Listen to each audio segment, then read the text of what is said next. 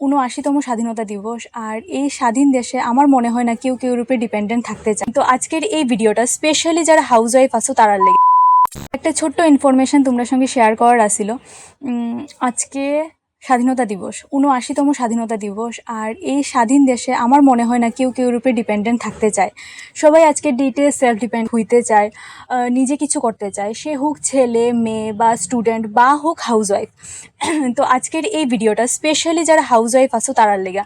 দেখো, আমার চেনা জানা এমন অনেকেই আছেন হাউস ওয়াইফরা যারা শাড়ি বা কসমেটিক্স বা বিভিন্ন ইমিটেশন আইটেমের বিজনেস করেন। তো সেই জায়গায় দাঁড়াইয়া আপনারা আরেকটা বিজনেস ট্রাই করে দেখতে পারেন।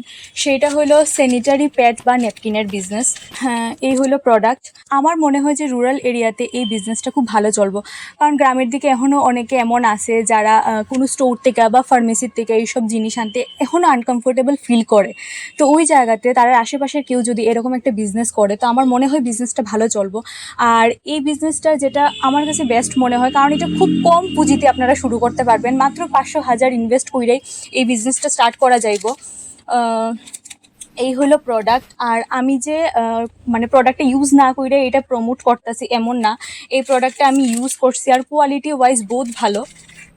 এটার থিকনেসটা আমি একটু দেখাই দিতেছি। এই যে একদম বেস্ট কোয়ালিটি, একদম পাতলা।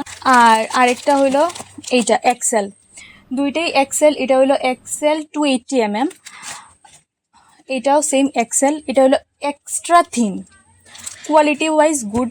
আর আমার মনে হয় যে আপনারা এটা ট্রাই করে দেখতে পারেন।